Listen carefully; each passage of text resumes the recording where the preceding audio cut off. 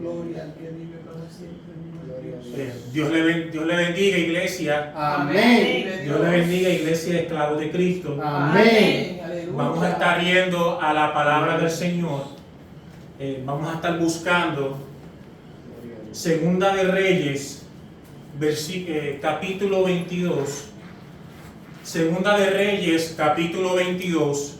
Y vamos a estar teniendo en consideración los versículos del 8 al 13. Segunda de Reyes, capítulo 22.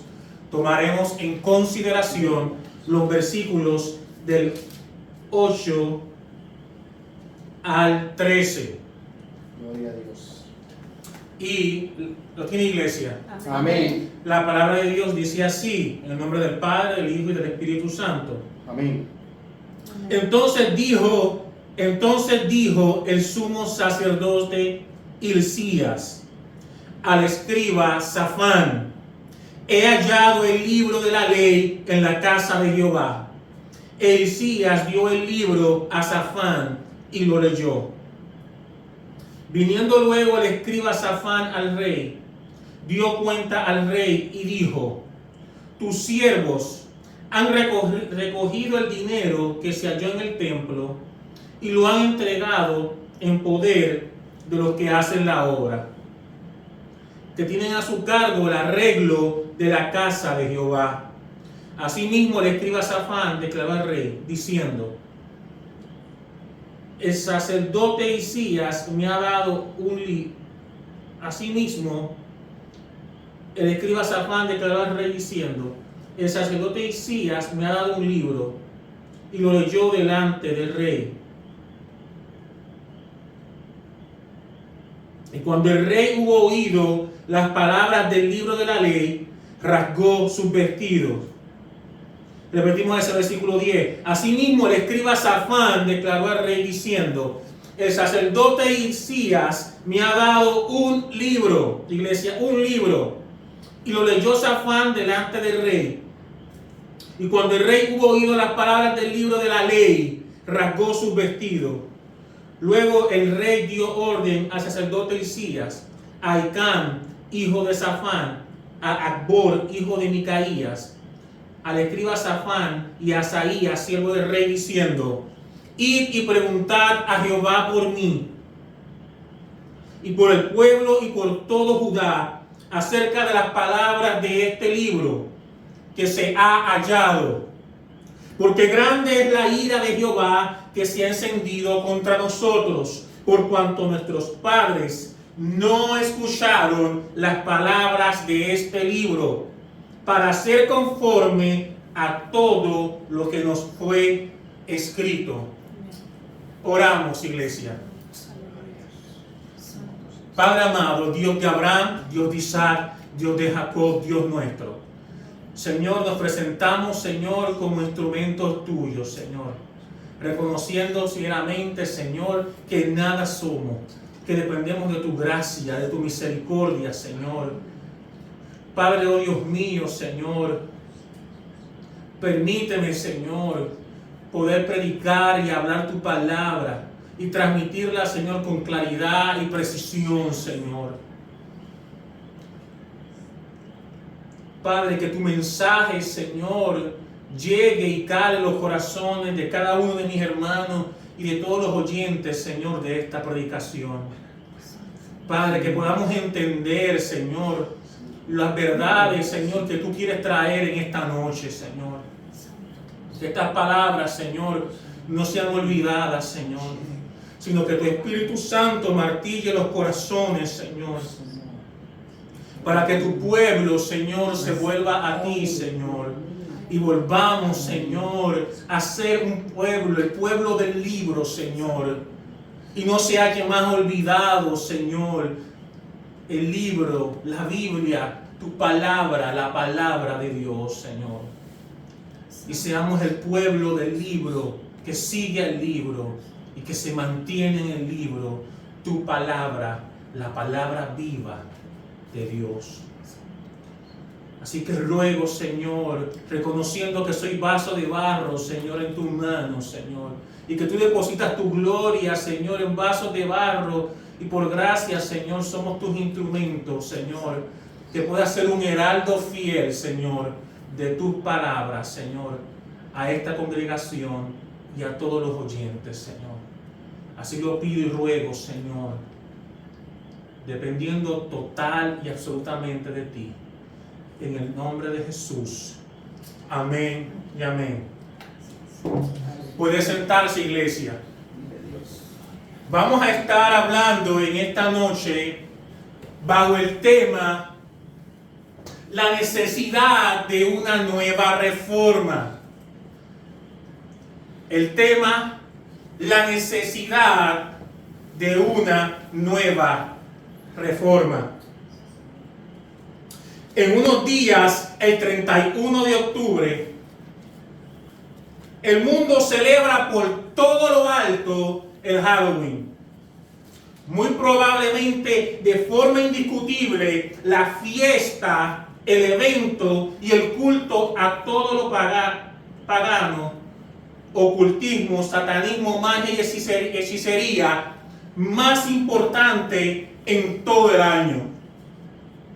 Cada 31 de octubre, el mundo conmemora su adoración pagana y su fervor por el reino de las tinieblas que gobierna nuestra era. En resumen, aquellos que aman más las tinieblas que la luz dan tributo a la ocultación de la luz, como quien venera a sus dioses por la llegada de un eclipse total en pleno día. Pero aquellos que amamos la luz, conmemoramos una verdad mucho mayor, mucho más valiosa. Porque sabemos que el 31 de octubre no celebramos la ocultación de la luz y la verdad, sino los 506 años de la Reforma Protestante. Mientras unos celebran la noche, las tinieblas y un eclipse total, nosotros celebramos la Reforma, la salida del sol, la luz y la verdad. Después de una larga oscuridad, declive moral y espiritual del pueblo de Dios, en su providencia, en el siglo XVI, nació la Reforma Protestante en Wittenberg, Alemania, encabezada por el monje agustino Martín Lutero. Asimismo, en nuestro texto base vemos la reforma más impactante y profunda realizada en la Biblia, encabezada por el rey Josías. En toda la historia del pueblo de Dios hasta hoy, vemos momentos oscuros de apostasía generalizada, idolatría, declive y apatía espiritual y abandono del verdadero culto. Dios ha providenciado en su gracia instrumentos o medios por los cuales ha iluminado y despertado a su pueblo de su vil condición y letargo espiritual. Son hoy nuestras circunstancias distintas a la época del rey Josías y de los reformadores. Repito, son hoy nuestras circunstancias distintas a la época del rey Josías y de los reformadores. ¿Está la iglesia y el pueblo de Dios en su mejor momento? ¿O hemos caído en una decadencia sin retorno? Hemos llegado al clímax o al llamado punto de inflexión, donde hay que decir ya basta, es suficiente. Tenemos la necesidad de una nueva reforma. ¿Tenemos realmente la necesidad de una nueva reforma? ¿Hemos alcanzado el punto de inflexión? Y de esto estaremos hablando y exponiendo el resto de la noche. la necesidad de una nueva reforma. Cuando vemos nuestro texto base, nos encontramos con el escenario principal que catalizó las profundas reformas encabezadas por el rey Josías. Pero para poder entender las circunstancias que hicieron necesarias estas reformas, debemos ir atrás en el tiempo. El rey Josías comenzó a reinar a sus 8 años en el año 632 a.C.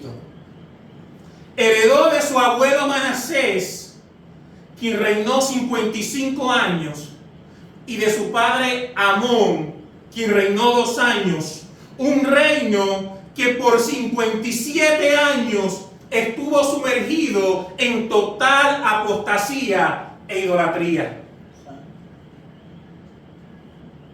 En Segunda de Reyes 21, versículos del 1 al 11, y Segunda de Crónicas 33, versículos 6 y 9, nos describe la condición del pueblo de Judá en tiempos del rey Manasés.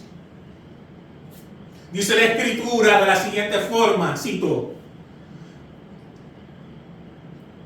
de 12 años era Manasés cuando comenzó a reinar, y reinó en Jerusalén 55 años. El nombre de su madre fue Epsiba, e hizo lo malo ante los ojos de Jehová, según las abominaciones de las naciones que Jehová había echado de delante de los hijos de Israel.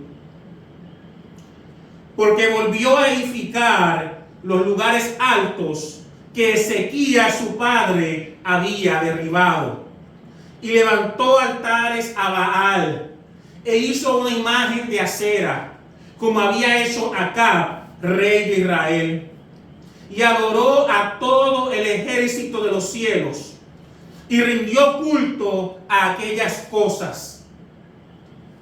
Asimismo edificó altares en la casa de Jehová, de la cual Jehová había dicho: yo pondré mi nombre en Jerusalén.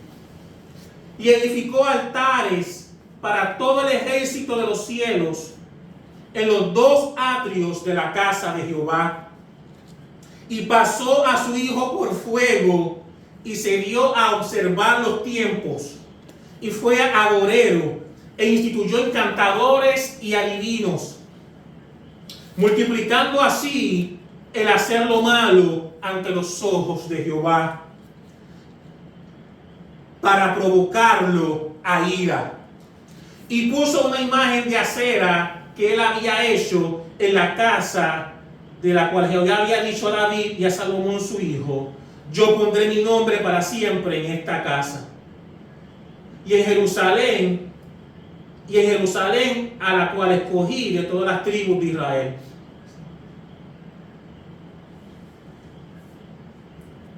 Y no volveré a hacer que el pie de Israel se ha movido de la tierra que dio a sus padres, con tal que guarde y hagan conforme a todas las cosas que yo les he mandado, y conforme a toda la ley que mi siervo Moisés les mandó. Mas ellos no escucharon, y Manasés los indujo a que hiciesen más mal que las naciones que Jehová destruyó delante de los hijos de Israel.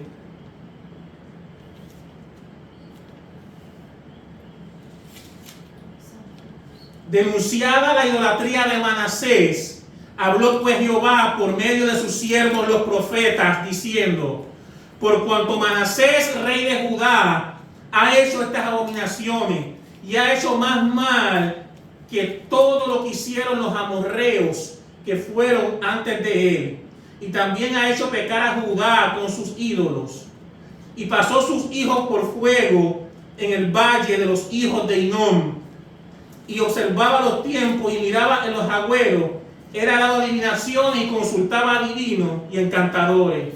Se excedió en hacer lo malo ante los ojos de Jehová hasta encender su ira.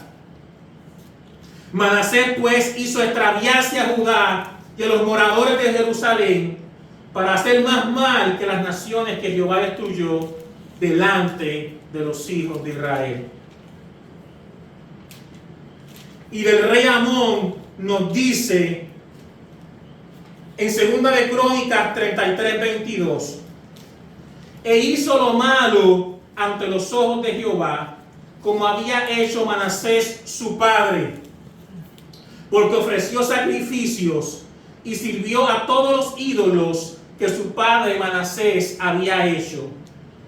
Pero nunca se humilló delante de Jehová como se humilló Manasés su padre, antes bien aumentó el pecado. Esta es la condición del pueblo de Judá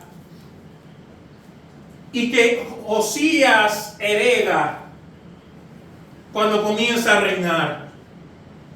Un pueblo en total decadencia moral, espiritual, apostasía e idolatría, que había abandonado totalmente el culto a Dios. Y heredando este reino que por 57 años estaba en esta deplorable situación,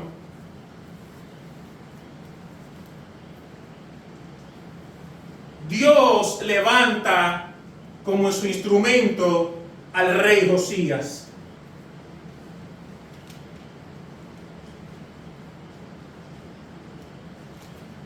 Josías, cuando tenía 8 años de edad, fue coronado rey de Judá, como ya hemos dicho.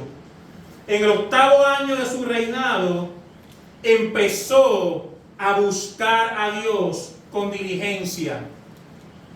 Y 4 años más tarde, inició reformas, imágenes, altares y toda clase de prácticas idólatras fueron destruidas no solo en Jerusalén y Judá, sino también en las ciudades de Manasés, Efraín, Simeón y tan al norte como Neftalí.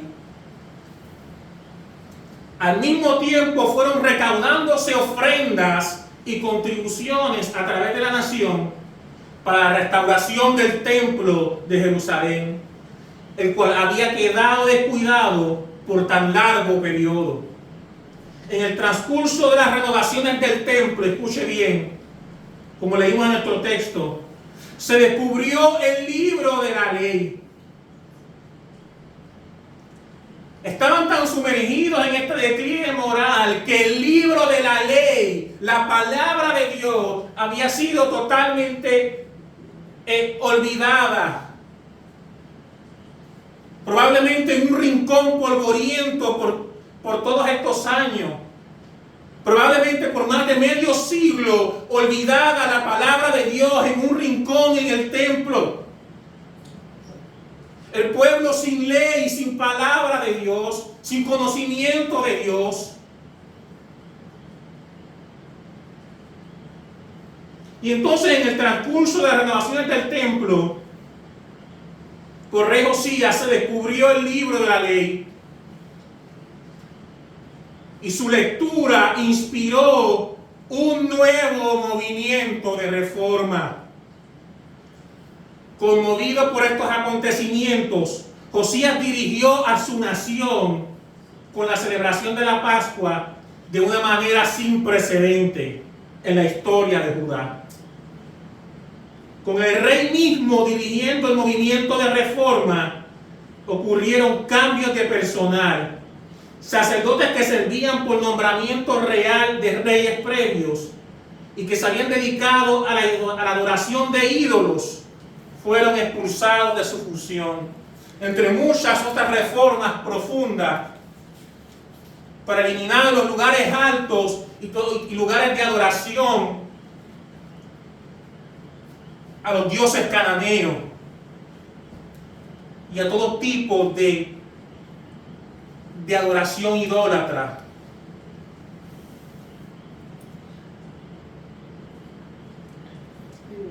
Y de prostitución religiosa.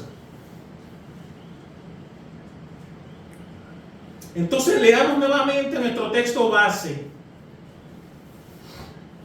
Dijimos que la condición de Judá por más de 57 años heredó Josías un reino totalmente en oscuridad, en un momento de deplorable declive moral, espiritual, en un hundimiento que parecía sin retorno. Dios levanta este instrumento llamado el rey Josías, que empieza a hacer reforma.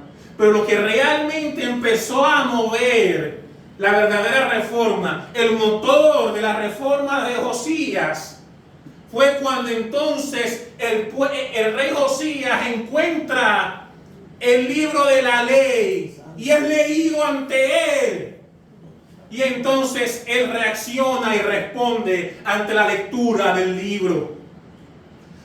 Eso fue el motor, el catalizador, el fuego de la reforma de Josías. El rey respondió ante el libro. No puede haber reforma en el pueblo y no puede haber reforma verdadera si el pueblo no vuelve al libro. Si el pueblo del libro olvida del libro, solamente puede haber caos y anarquía. Necesitamos el libro, volver al libro y ser el pueblo del libro. Amén. Vive Dios. No hay reforma posible si no volvemos al libro y no lo elevamos en alto y lo ponemos en el centro del púlpito. Santo.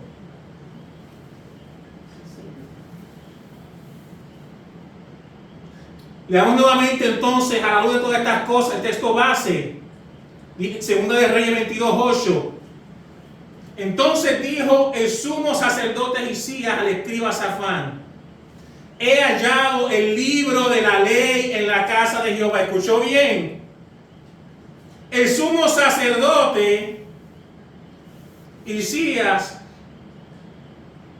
le dice al escriba Safán: he hallado el libro de la ley en la casa de Jehová. Hasta el mismo sacerdote, como el escriba, tampoco sabían que habían olvidado el libro. Ni el sacerdote ni el escriba conocían a Dios. Todos habían olvidado el libro. Aún aquellos que estaban destinados y habían sido escogidos por Dios para ser sus heraldos y predicar y proclamar las verdades de Dios al pueblo. Si alguien debía conocer la ley, era primeramente el sacerdote y el escriba, que eran copistas de la ley, pero ni ellos tenían el libro.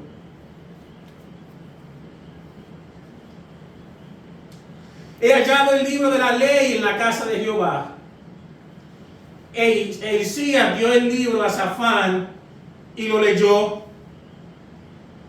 Viniendo luego el escriba Safán al rey, dio cuenta al rey y dijo: tus siervos han recogido el dinero que salió en el templo y lo han entregado en poder de los que hacen la obra, que tienen a cargo el arreglo de la casa de Jehová. Asimismo el escriba Safán declaró al rey diciendo: el sacerdote Hilcías me ha dado un libro. Y escuche bien, y lo leyó Safán delante del rey. Y cuando el rey hubo oído las palabras del libro de la ley, rasgó sus vestiduras, rasgó sus vestidos. Mire la reacción del rey. Compare la reacción del sacerdote, la reacción del escriba. Encontraron el libro. Su reacción totalmente nula, indiferente ante el libro. Pero miren la respuesta de Josías. Tan pronto leyó el libro fue leído delante de él, rasgó sus vestiduras. Responderemos de esa forma cuando se nos dé el libro. O tal vez nuestras vestiduras no han sido rasgadas porque hace mucho que en el altar no se nos ha dado el libro, no se nos predica el libro, no se nos proclama el libro. Aleluya, vive Dios.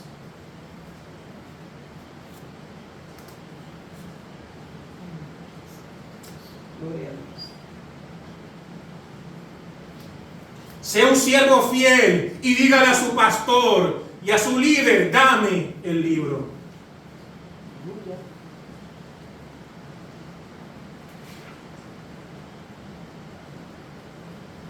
Y más adelante, el mismo rey José dice, id y preguntad a Jehová por mí, dice Josías, y por el pueblo y por todo Judá, acerca de las palabras de este libro que se ha hallado. ¿Por qué? Porque grande es la ira de Jehová que se ha encendido contra nosotros, por cuanto nuestros padres no escucharon las palabras de ¿qué? De este libro, para hacer conforme a todo lo que nos fue escrito. No fue hasta que escuchó las palabras del libro que realmente estuvo consciente de que estaba bajo la ira de Dios, de que estaba bajo el brazo fuerte de Jehová, hasta que él leyó el libro. Oh, santo.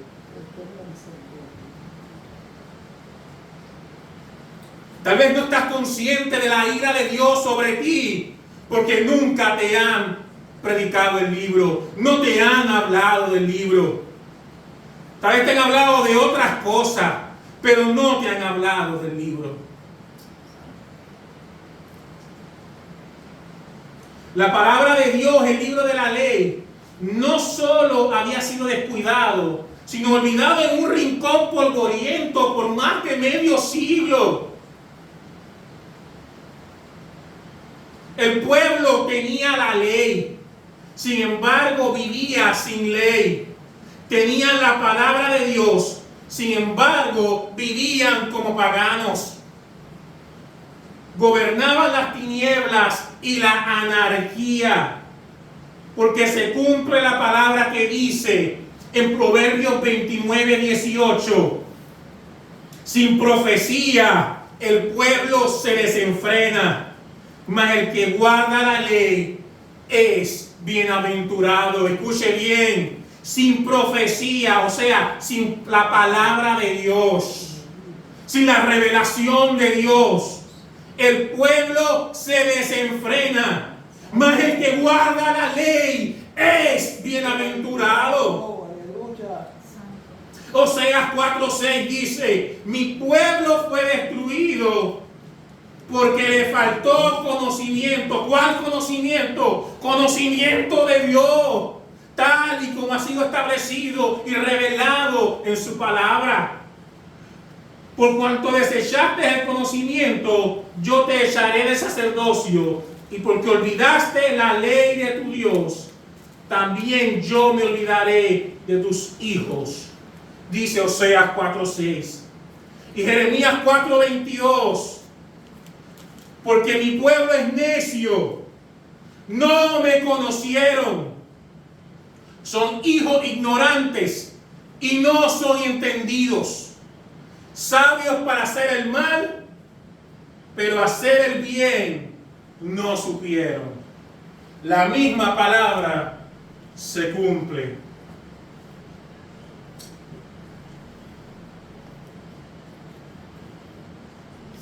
Y todo porque hemos olvidado el libro,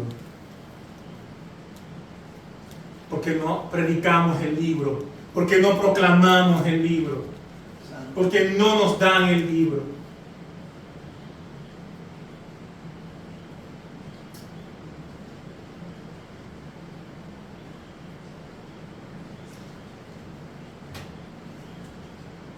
Josías, desde el inicio de su reinado, comenzó a buscar a Dios y a hacer algunas reformas. Pero no fue hasta que se redescubrió el libro y fue leído ante él que comenzó la verdadera reforma. Josías expresó inmenso dolor, humillación y arrepentimiento, rasgando su vestidura. Esta es la verdadera reforma. Toda reforma verdadera se materializa cuando el pueblo, volviendo a la palabra, volviendo al libro, responde y se convierte de todo corazón conforme a todas las palabras del libro. Y lo repito, iglesia, escuche bien. Toda reforma verdadera se materializa cuando el pueblo, volviendo a la palabra, volviendo al libro, responde y se convierte de todo corazón conforme a todas las palabras del libro. El redescubrir, recordar y volver al libro de la ley potenció la reforma religiosa liderada por Josías. No puede haber reforma si el pueblo del libro no vuelve al libro.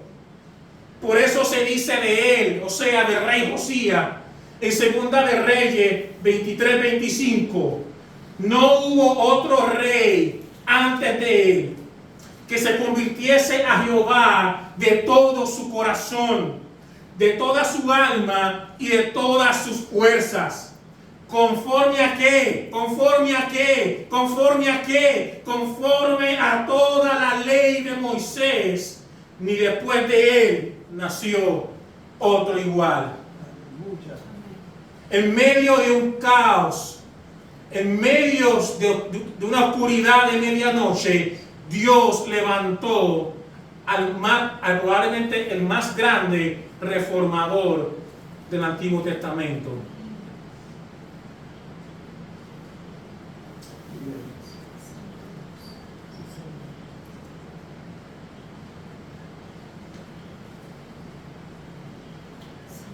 Ahora, entendiendo estas cosas, entendiendo esto, y habiendo entendido el panorama de nuestro texto, estamos llevando la idea de la necesidad de una nueva reforma. Explicamos la condición del pueblo que heredó Josías antes de las reformas llevadas por él. Y vimos cómo la reforma de Josías fue potenciada y catalizada particularmente por el redescubrimiento del libro de la ley, o sea, la palabra de Dios, la revelación de Dios. Ahora, entendiendo estas cosas, veamos entonces la condición para poder entender de que si realmente necesitamos una nueva reforma en nuestro tiempo. Veamos entonces la condición espiritual de la iglesia antes de la Reforma Protestante, o sea, siglo XVI aproximadamente. ¿Cuál era la condición de la iglesia durante el siglo XVI, especialmente antes de la Reforma Protestante? Y mencionaremos algunas cosas. Durante este tiempo,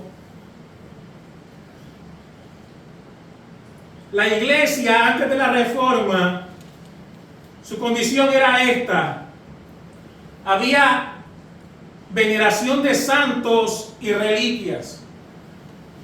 La Biblia no constituía la máxima autoridad y regla de fe, sino la tradición, el magisterio y el Papa. Escuche bien, la Biblia no constituía la máxima autoridad y regla de fe, sino la tradición, el magisterio y el Papa. Distorsión del Evangelio y alejamiento del Evangelio primitivo. Ignorancia y falta de acceso de la mayoría del pueblo a la Biblia. Misa dada en latín y no en el idioma de los creyentes. La ignorancia bíblica era tal que inclusive los sacerdotes o los párrocos no eran capaces de contestar las preguntas teológicas más simples de sus feligreses. y apenas muchos de ellos lo que sabían era la misa en latín de memoria y no la entendían. Ese era el nivel en muchos lugares de ignorancia bíblica, porque no tener el libro, por no dar el libro al pueblo y no tener acceso al libro. Inmoralidad y abusos en el clero, enriquecimiento desmedido de la iglesia y a costa de los fieles. Motivaciones principalmente personales, económicas y políticas. Venta de indulgencias para conceder perdón de pecados y salida temprana del purgatorio.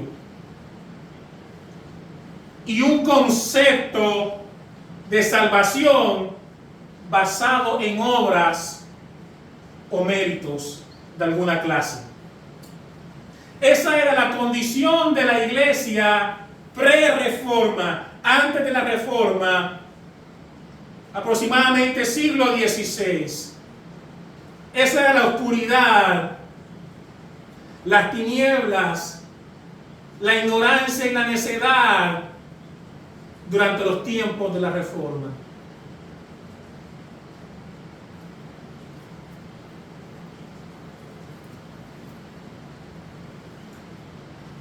Pero es en medio de esta circunstancia donde, que al igual que en el tiempo de Josías, Dios levanta un instrumento, o Dios por medio de su gracia o providencia, en cierta medida, que su pueblo vuelva a la palabra y que su pueblo vuelva al libro, donde la corrupción y la desviación del evangelio llega a un nivel tal que llegamos a un punto de no retorno, donde no parece haber retorno, un punto de inflexión, llega a un clímax. Y Dios en su gracia y en su providencia levanta instrumentos, hombres llenos del Espíritu Santo, hombres guiados por Dios para devolver el libro a su pueblo y que su pueblo regrese al libro. Y esto se repite con la reforma, encabezada por Martín Lutero.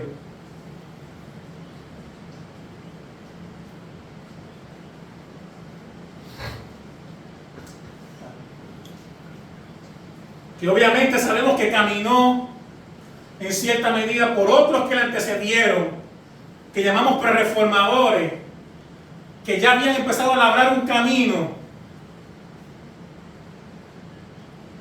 para que entonces, cuando las 95 tesis fueran clavadas en la catedral de Wittenberg, Alemania, explotar el fuego de la reforma. Porque ya la iglesia había llegado a ese punto de inflexión, donde tenemos que decir ante la decadencia espiritual del pueblo, ya no más. Entonces, en el año 1518 fue el año dorado para Lutero. A finales de este periodo está claro que, y todo esto que estoy diciendo, aclaro, estoy citando de Beit. En el año 1518 fue el año dorado para Lutero. A finales de ese periodo está claro que el ya conocido monje alemán había llegado a una comprensión plena del Evangelio. Para entender lo que ocurrió en la mente y el corazón de Lutero, es clave comprender cómo es que la iglesia del siglo XVI veía los medios de salvación. Los líderes eclesiásticos creían que la salvación se podía alcanzar de diversas maneras. pero todas tenían un elemento en común. Se lograba por medio de las obras o los esfuerzos personales. Sin embargo, Lutero rompió dramática y drásticamente con esta tradición al hacer la declaración escandalosa de que los creyentes no podían contribuir en nada a su salvación y que ella era obtenida solamente a través de la gracia divina. No obstante, la afirmación de Lutero de que los creyentes no podían contribuir en nada a su salvación no fue sencilla y vino después de un intenso conflicto interno que concluyó con un hecho que cambiaría la historia de la iglesia para siempre. Una lectura de Romanos 1:17. Este texto iluminó la vida de Lutero y lo llevó a la conversión. Me disculpan un momento.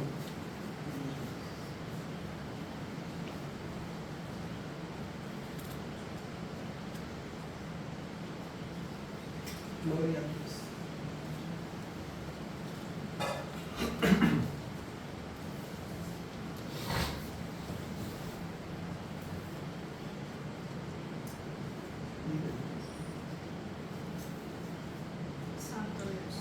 Este texto, continúo, iluminó la vida de Lutero y lo llevó a la conversión. Más tarde, refiriéndose a ese momento de su vida, dijo: fue como si las mismas puertas del cielo se hubieran abierto ante mí. Esta experiencia de conversión afectó profundamente el resto de la vida de Lutero.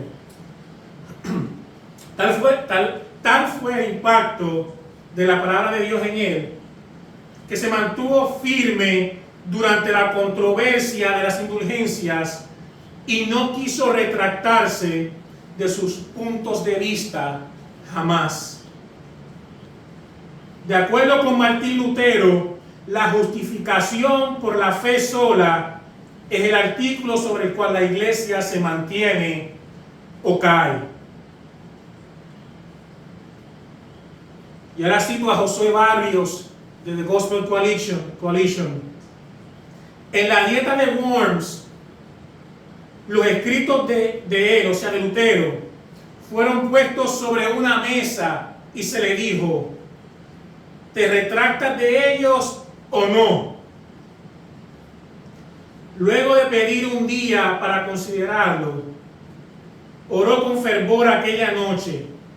Lutero volvió y al recibir de nuevo la pregunta, respondió: a menos que sea convencido por el testimonio de las Escrituras o por razón clara, pues no confío en el Papa o el Concilio, ya que es bien conocido que se han equivocado y se han contradicho a sí mismos con frecuencia.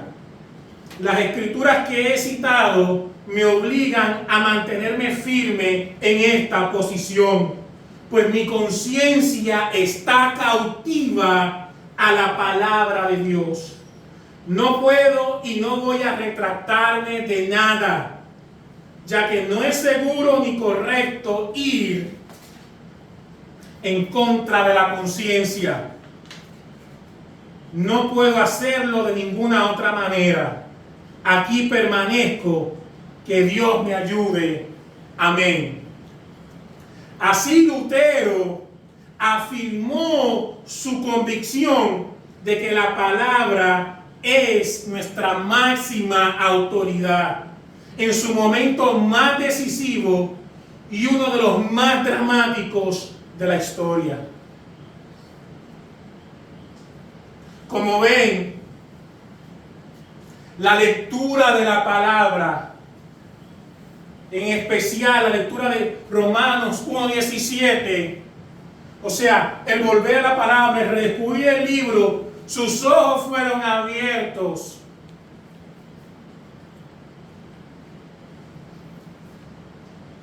Entonces Lutero pudo responder, eso cambió su vida y respondió a la palabra.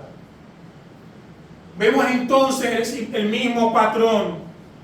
En momentos de gran oscuridad, de tinieblas para el pueblo de Dios, cuando el pueblo de Dios vuelve al libro, redescubre el libro, Josías redescubre el libro de la ley, Martín Lutero redescubre la palabra, especialmente la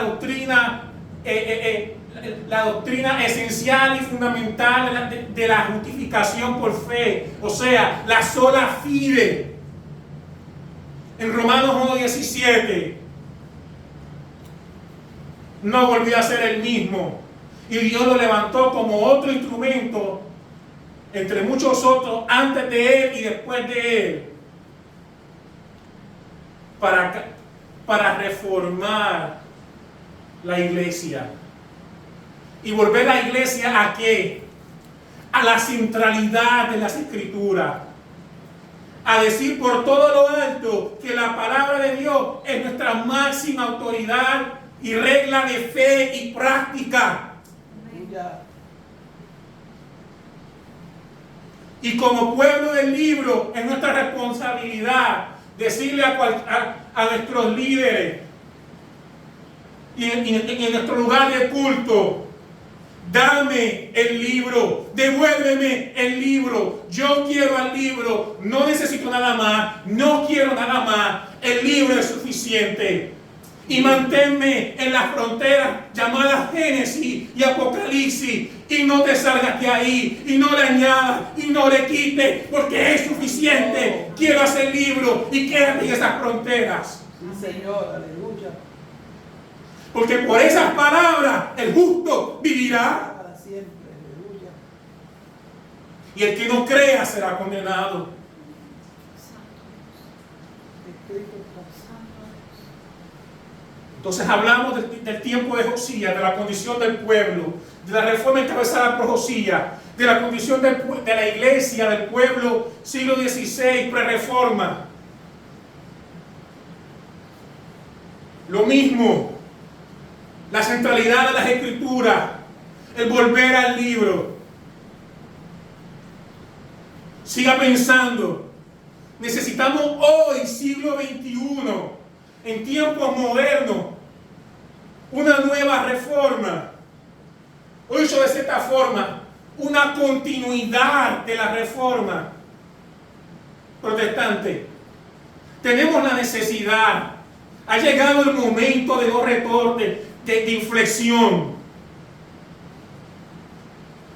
Hemos llegado al punto del hartamiento y decirle a todo el mundo y a los cuatro vientos: dame el libro o no me des nada. Dame el libro y no me des otra cosa. Porque solo en él y en esas palabras y en ese libro están las palabras de vida eterna. Aleluya, salvación. Entonces, ¿cuál es la condición de la iglesia? Siguiendo esta secuencia de ideas. ¿Cuál es la condición de la iglesia del siglo XXI?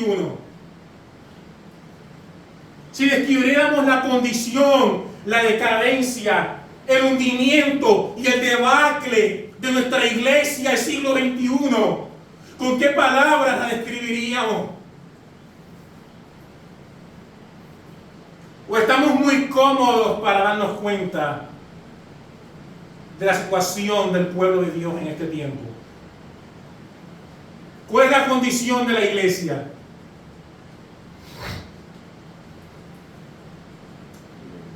La condición de la iglesia moderna, siglo XXI, la podemos describir por los siguientes renglones: desconocimiento, desapego e ignorancia, no solo de la reforma protestante, sino de toda la historia de la iglesia, sus padres y tradición evangélica. Resurrección cíclica de herejías que la iglesia atacó a través de su historia por diferentes formas como tratados, debates, sínodos y concilios. No adherencia a credos, confesiones y catecismos históricos o locales. Incongruencia al presente y separación de la herencia evangélica, protestante y reformada. Negación sobre todo en la práctica del principio de sola escritura, de solo escritura. Elección de pastores, líderes o ancianos, tanto por concilios como la iglesia local, no cualificados bíblicamente en nombre del pragmatismo. Una mayoría de los miembros de la iglesia local no nacidos de nuevo por un evangelio falso o adulterado. Idolatría y culto al dinero, al entretenimiento, a los líderes, al altar, al emocionalismo y los sentidos, al amor en sacrificio y detrimento de la verdad. Ausencia de centralidad en la predicación bíblica por promoción de sueños, visiones, anécdotas, testimonios, nuevas revelaciones, ego personal, ministerio, milagros y sanidades. Incredulidad y desconfianza en la obra del Espíritu Santo a través de su palabra, por dependencia al brazo del hombre, agenda, programas y dinámicas. Descuido de la oración en el hogar e iglesia local. Analfabetismo bíblico y desconocimiento del Dios de las Escrituras, tal como se ha revelado en su palabra, por el ídolo de un Dios que se adapta a cada adorador particular y es semejante a este. Dominio e influencia del mundo y la cultura en la iglesia. Falta de santidad, negación al arrepentimiento, confesión de pecados ocultos y endurecimiento. La inmoralidad sexual en general, con la pornografía llevando el puesto número 1 de pecados ocultos o secretos, que son un cáncer espiritual en la iglesia local. Relajación de la educación bíblica y adoración familiar en el hogar. Desconstrucción de los roles bíblicos de la familia. Esta constituye la mayoría de la descripción de la condición de la iglesia en nuestra era moderna, en el siglo XXI.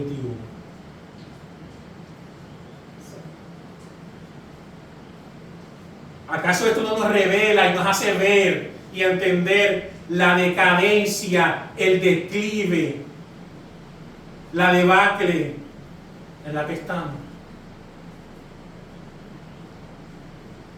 ¿Acaso no necesitamos una nueva reforma?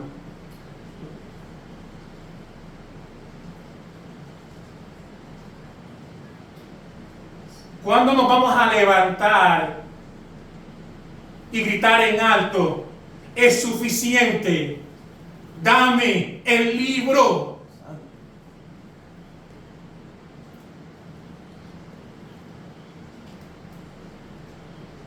¿Cuándo nos vamos a levantar y gritar a los cuatro vientos como heraldos del Evangelio? Dame el libro, devuélveme el libro. No quiero otra cosa, no necesito otra cosa. Pastor, ministro, evangelista, no quiero otra cosa, no necesito nada más. Cristo, su palabra, el libro es suficiente.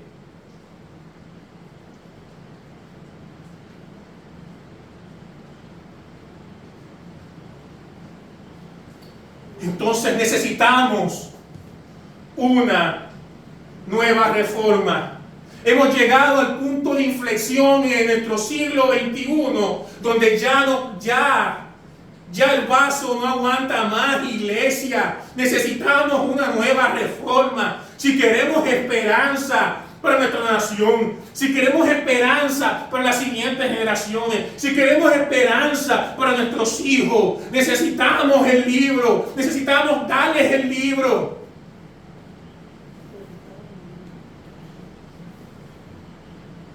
Pero ¿cómo haremos si no hay quien predique el libro?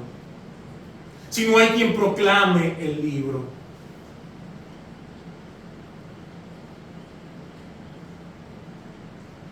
Si pareciera que los que proclaman el libro están escondidos en cavernas y en cuevas.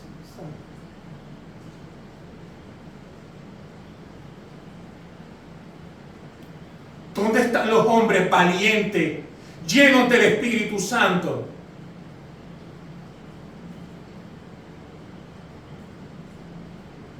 Que van a llevar el libro al pueblo.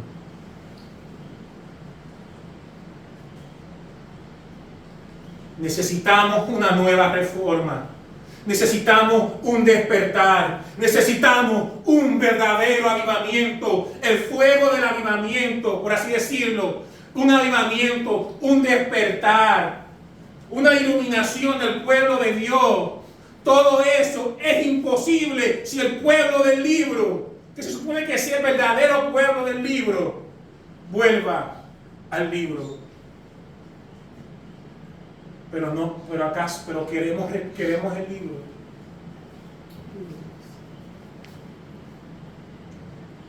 Entonces, si a través de toda esta exposición hemos llegado a la conclusión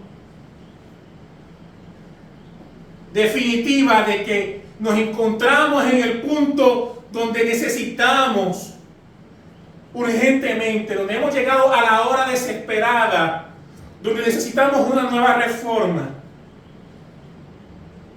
La pregunta entonces es, ¿cómo podemos alcanzar una nueva reforma? ¿Cómo?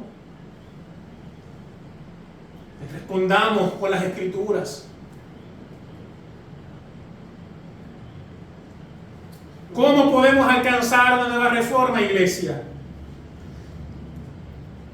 Primeramente, número 1, el pueblo debe volver al libro, responder y convertirse de todo corazón conforme a toda la palabra de Dios. ¿Queremos una nueva reforma? El pueblo debe volver al libro, responder y convertirse de todo corazón conforme a toda la palabra de Dios. De manera que con todo el consejo de Dios retornemos a un evangelio bíblico puro y a la sana doctrina.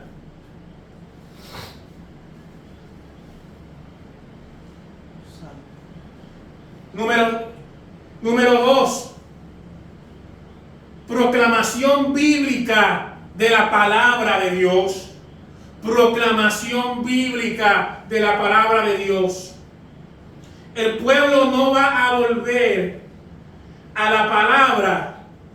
El pueblo no va a volver, escuche bien, a la palabra si no hay exponentes bíblicos, predicadores y maestros fieles al Señor, que proclamen la palabra de Dios con claridad, valentía y precisión.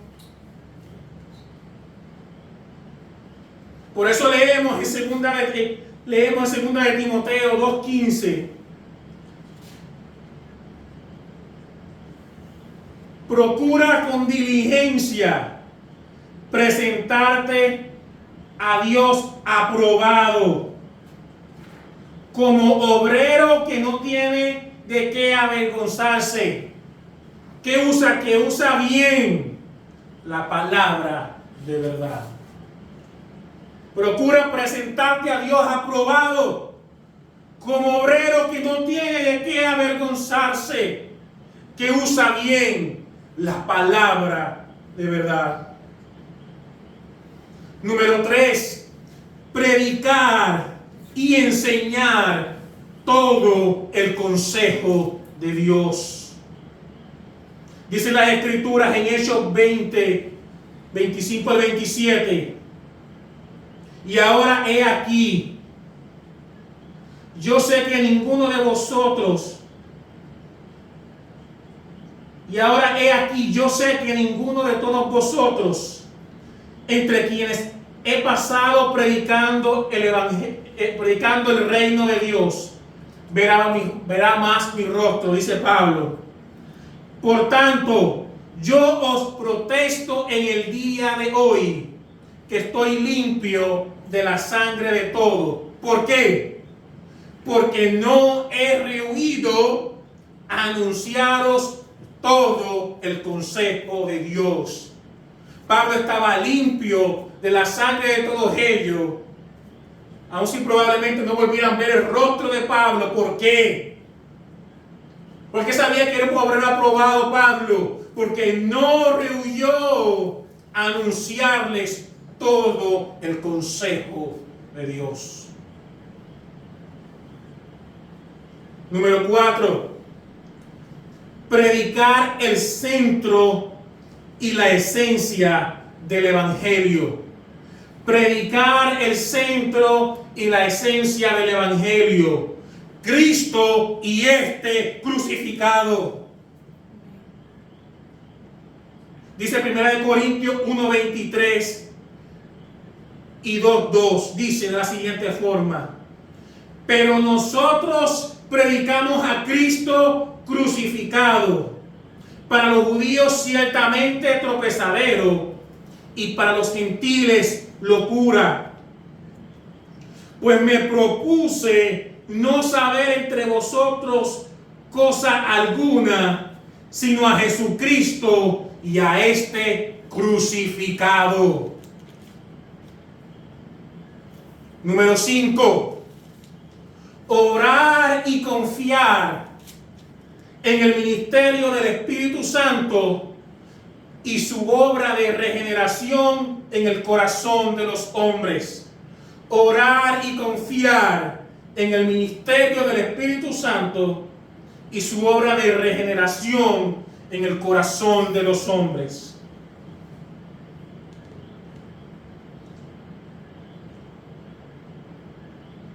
Dice Hebreos 4:12, porque la palabra de Dios es viva y eficaz y más cortante que toda espada de dos filos, y penetra hasta partir el alma y el espíritu, las coyunturas y los tuétanos, y discierne los pensamientos y las intenciones del corazón. Y Ezequiel 36, 25 al 27. Esparciré sobre vosotros agua limpia, y seréis limpiados de todas vuestras inmundicias, y de todos vuestros ídolos os limpiaré. Os daré corazón nuevo, y pondré espíritu nuevo dentro de vosotros. Y quitaré de vuestra carne el corazón de piedra, y os daré un corazón de carne. Y pondré dentro de vosotros mi espíritu, y haré que andéis en mis estatutos, y guardéis mis preceptos, y los pongáis por obra. Y Hebreos 8:10. Por lo cual este es el pacto que haré con la casa de Israel después de aquellos días, dice el Señor. Pondré mis leyes en la mente de ellos. Pondré mis leyes en la mente de ellos y sobre su corazón las escribiré y seré a ellos por Dios y ellos me serán a mí por pueblo.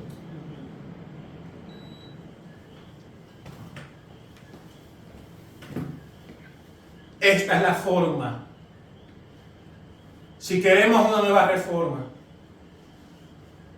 ya hemos visto la condición. Sabemos que hay más renglones que podemos decir de la condición, del debacle y de la decadencia del pueblo de Dios y la iglesia en nuestra era. Y hemos concluido de forma definitiva que necesitamos una reforma, una nueva reforma en nuestro tiempo.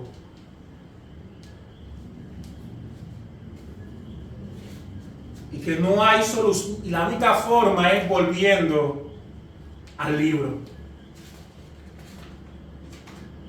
Y voy a repetir estos puntos de nuevo. ¿Cómo podemos, iglesia, alcanzar una nueva reforma que tan urgente, desesperadamente necesitamos? Las repito de nuevo.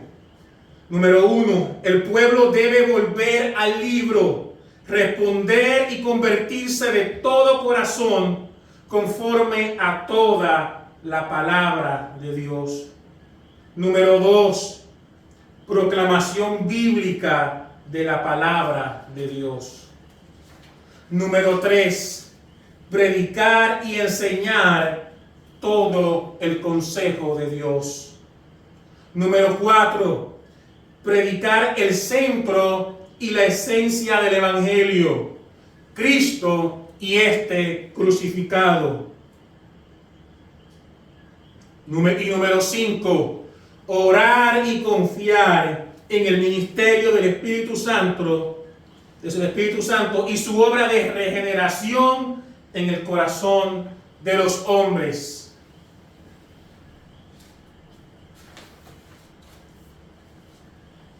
Entonces, en conclusión,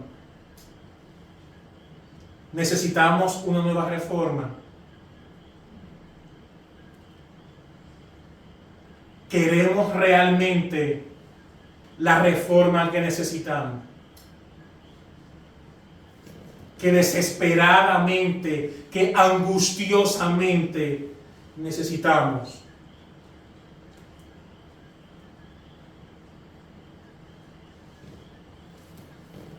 O todavía no nos hemos hartado lo suficiente de nuestro tiempo para, como niños hambrientos, gritar, pedir y gemir: danos el libro, devuélvenos el libro. Estamos en la hora urgente y desesperada donde necesitamos una nueva reforma. En el siglo XVI, el pueblo ignorante, sin acceso a la palabra, se sentaba a escuchar una misa en latín que no era capaz de entender. Hoy estamos saturados de Biblias y recursos al alcance de un dedo, de un clic. Sin embargo, somos bíblicamente analfabetas. Necesitamos una reforma. Oh Dios, danos una nueva reforma. Danos heraldos aprobados que anuncien tu reino. Que volvamos a ser el pueblo del libro. Oh Dios, si es necesario, danos mártires que nos devuelvan el libro, pero devuélvenos el libro.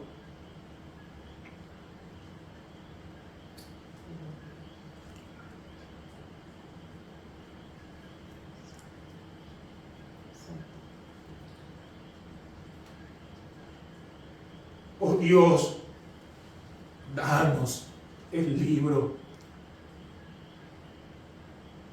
Porque si no nos devuelven el libro, no hay esperanza. La esperanza, la palabra viva, la vida eterna, solo está contenida en ese libro. Señor, danos el libro o morimos eternamente en nuestros pecados.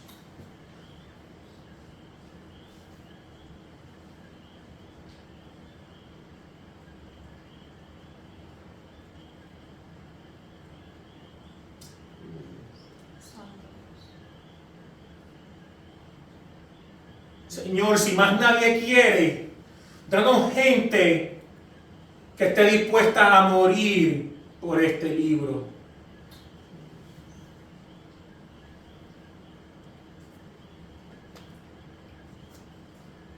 Hay una frase que dice: Ecclesia reformata, semper reformada. Hay una frase en latín que dice: Ecclesia reformata, semper reformada. En otras palabras, la iglesia reformada siempre reformándose, que se adjudica al ministro Jodocus van Londestein en el 1674. ¿Qué queremos decir con esta frase? La iglesia reformada siempre reformándose. Hermano, que la principal motivación de los reformadores era la solo escritura. Retornar a un evangelio puro y primitivo, basado en la centralidad de las escrituras. Y levantar en alto la palabra de Dios como nuestra máxima regla de fe y práctica.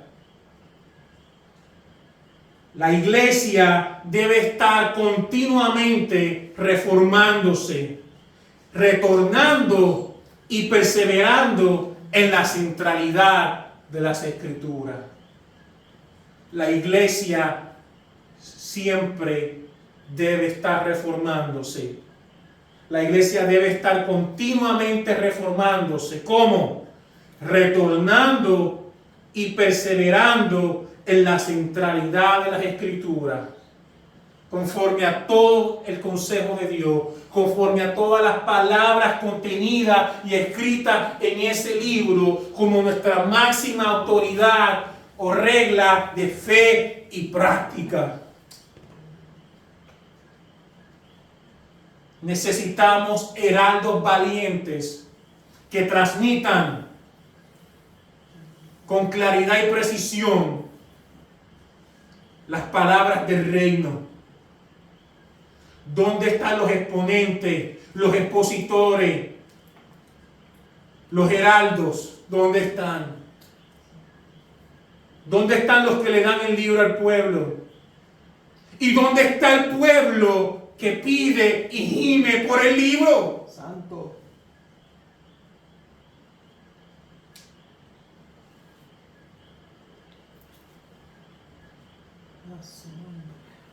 Oh Dios, entonces debemos clamar y tal vez llorar así. Oh Dios, danos heraldos que nos den el libro. Oh Dios, danos un pueblo que gima por el libro. Y entonces, y solo entonces,